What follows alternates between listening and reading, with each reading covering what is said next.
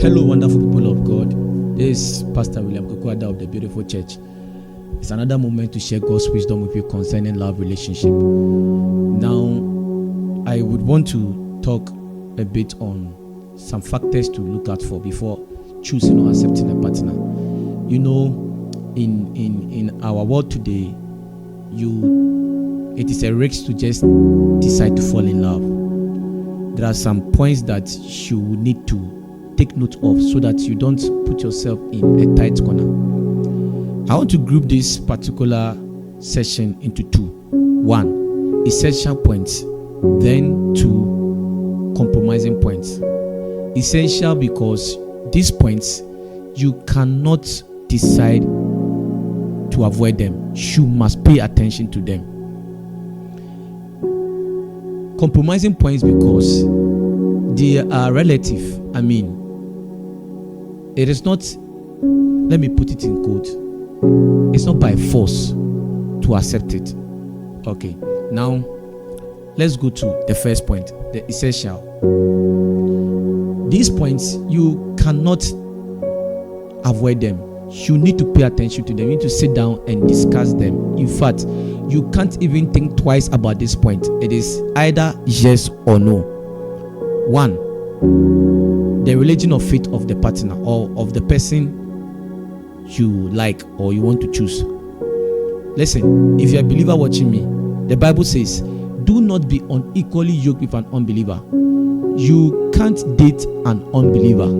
You can't be in a relationship with an unbeliever. I say it again, and especially to the ladies. You can't date an unbeliever. You can't date an unbeliever. That's what the Bible says. You cannot compromise on this one.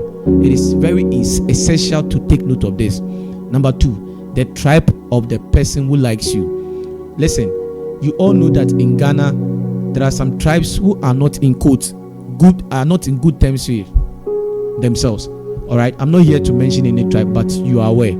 I beg of you, before you accept anybody, please go and ask your parents.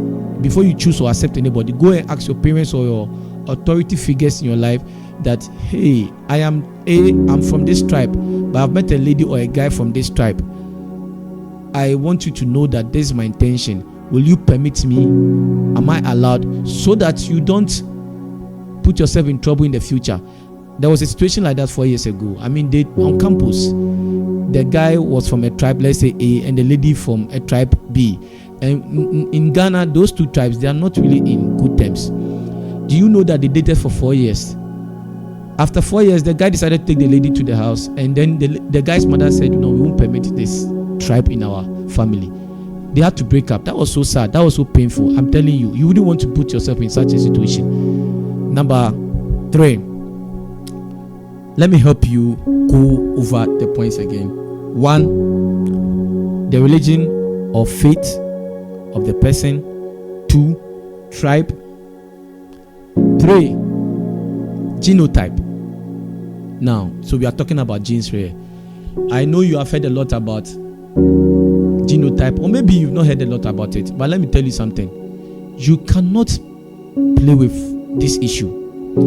Someone once came to me, and then the person said, Pastor, I have a lady I like, but she is so and so blood group. And I mean, my small medical understanding shows that there's a chance that they can give birth to, there will be a health risk with one of their children. So the guy should go and think about it again. And the guy said, oh no, Pastor, and I was like, okay, no problem. Pastor, I still love the lady. And I said, okay, it's fine. Let me help you. If you have the faith that God can give you the miracle of children without any health issue, that's fine. But if you know you don't have that faith, I beg you, you should sit down with the lady you like or the guy you like and discuss it, that there's a possibility if we marry, we can give birth to a child who may give us issue, or we may put the child's health in danger, and you wouldn't want to put your child in that state. Number 4, the church or denomination the person attends. This you shouldn't joke with it. I used to think that everybody is a Christian, but I'm beginning to believe that there are some churches who are shrines in disguise. There are some pastors who are fetish priests in disguise. And so now it is important to ask your partner, where do you church? What's your denomination? Because it's going to be so painful to think that somebody is a Christian and later marry the person to realize that your beliefs are different. There are some churches, well, do you know there are some churches they pour blood? I hope you know that. In Ghana, yes, I hope you know that there are some churches they have their services close to the sea. Yes, they bow to the sea. Ask your partner, where do you church? In fact, follow the person to church one day to verify, because you wouldn't want to put yourself in this situation.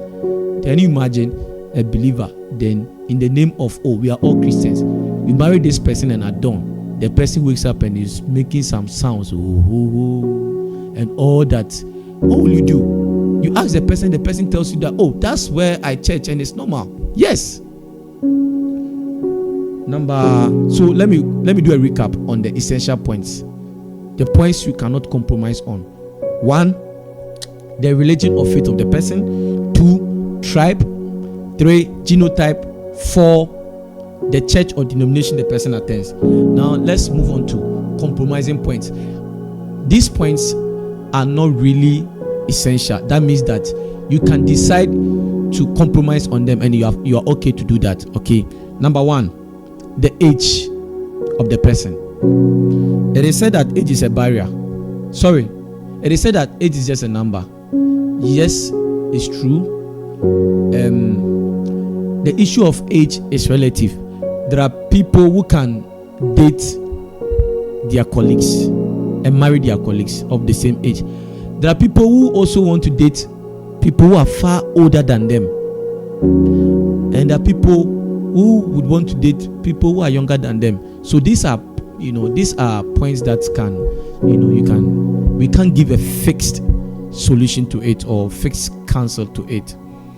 2, the complexion of the person. Somebody may like a fair lady, somebody will be interested in a dark guy. It depends on your choice. 3, height. Let me laugh, because a lot of times, especially the ladies, I've realized that they tend to make the issue of height a big deal. Listen, beauty lies in the eyes of the beholder. The guy you claim is the most handsome guy, to another lady, the guy may be a normal person.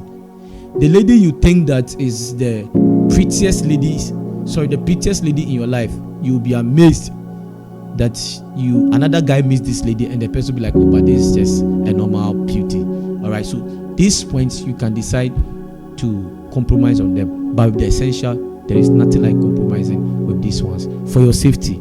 God bless you. I hope this one also goes to your status. I hope you use this one on your status to bless somebody. Do well to subscribe to our channel, The Beautiful Church, and share with a friend or a family member to bless them. God bless you. Bye.